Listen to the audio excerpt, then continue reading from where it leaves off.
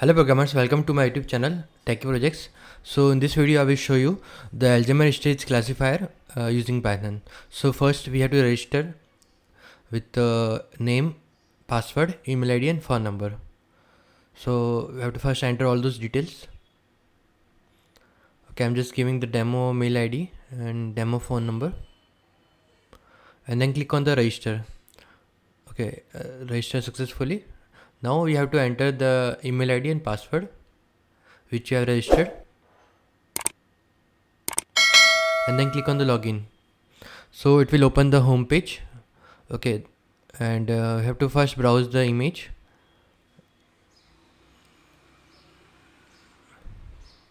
Okay, let's select this image.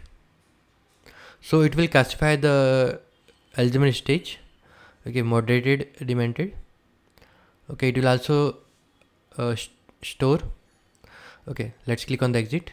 Yeah, thank you guys for watching my video. If you are new, then subscribe channel and share with your friend. Don't forget to like, comment and share. Do subscribe. Thank you.